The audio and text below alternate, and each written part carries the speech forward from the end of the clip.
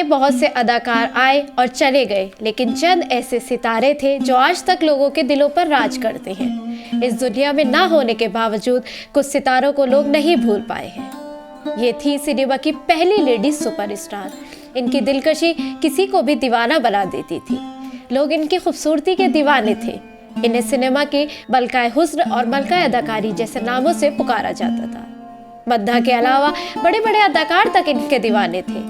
अपनी उम्दा अदाकारी हो या सुरीली आवाज, उन्होंने हर बार सबका दिल जीता है। हम बात कर रहे हैं सुपरस्टार सुरैया की। आदाब, मैं हूँ आपके साथ आमना फारूक और आप देख रहे हैं आवाज दी वॉइस। हमारी हौसला अफजाई के लिए हमारे चैनल को सब्सक्राइब करना ना भूलें। 15 जून 1929 को लाहौर में पैदा होने वाली सुरैया का पूरा नाम सुरैया जमाल शेख था। जब वो 1 साल की थी तो उनके घर वाले मुंबई शिफ्ट हो गए थे। सुरैया के मामा एम जहूर का ताल्लुक फिल्मी दुनिया से था। जिस उम्र में बच्चे पढ़ाई या खेल कूद में मगन होते हैं, इस उम्र में सुरैया फिल्मी दुनिया में अपना मुस्तकबिल बनाने के लिए निकल पड़ी थी। सुरैया के मामा एम जहूर हिंदी सिनेमा के मशहूर विलन हुआ करते थे। ऐसे में सुरैया के लिए फिल्मी दुनिया में आना आसान हो गया था।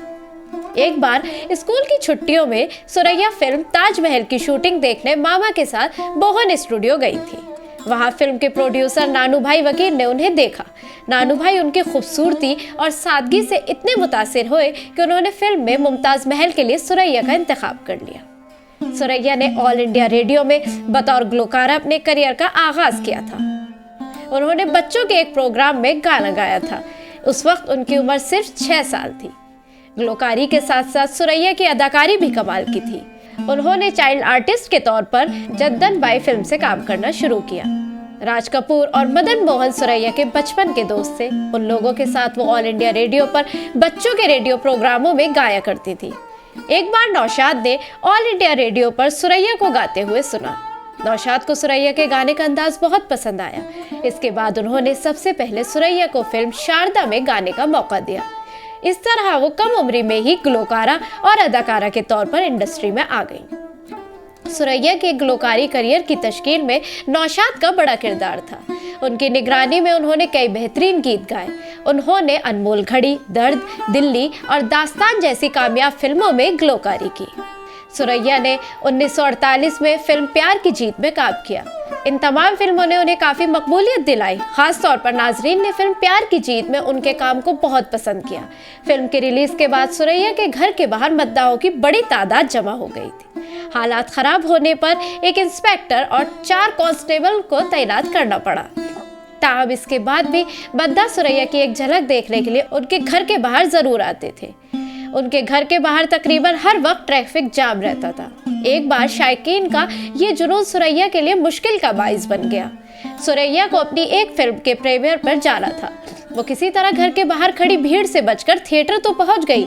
हॉल के अंदर काफी इंतजामात किए गए थे ताकि कोई सुरैया को ना पहचान सके, लेकिन फिर वहां मौजूद एक शख्स ने उन्हें पहचान लिया। उसने चीख कर कहा, अरे ये तो सुरैया है। ये सुनते ही लोगों ने सुरैया को घेर लिया। पहले तो सुरैया के साथ मौजूद सिक्योरिटी एहलकार काफी देर तक भीड़ पर काबू पाने की कोशिश करते रहे, लेकिन जब सिक्योरिटी ये सब कुछ हैंडल नहीं कर पाई तो पुलिस को आना पड़ा। इस वाकये का असर सुरैया पर इतना पड़ा कि उन्होंने अवामी मकामात पर जाना छोड़ दिया। इसके बाद वो कभी भी अपनी फिल्मों के प्रीमियर पर नहीं गई।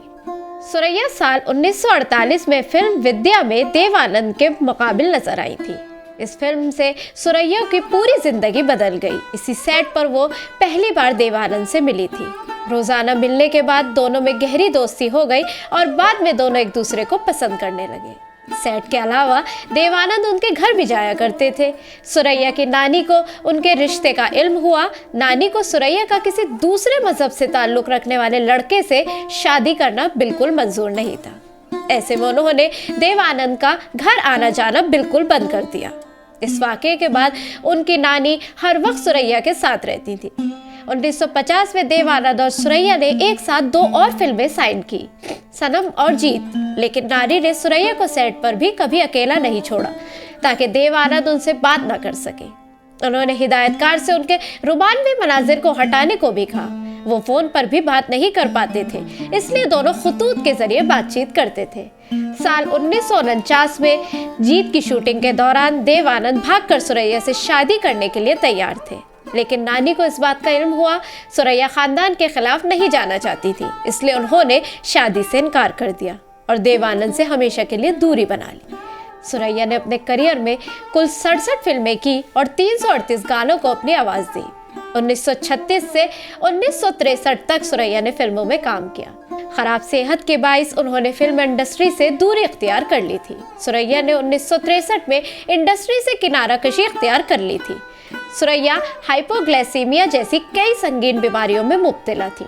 सारी जिंदगी कुंवारी रहने वाली सुरैया ने 31 जनवरी 2004 को 75 साल की उम्र में आखिरी सांस ली। सुरैया की मुतज़लज़ल मेहनत और लगन ने साबित कर दिखाया था कि अगर कोई इंसान कुछ करने की ठान ले तो दुनिया की कोई भी ताकत उसे मंजिल तक पहुंचने के लिए नहीं रोक सकती है।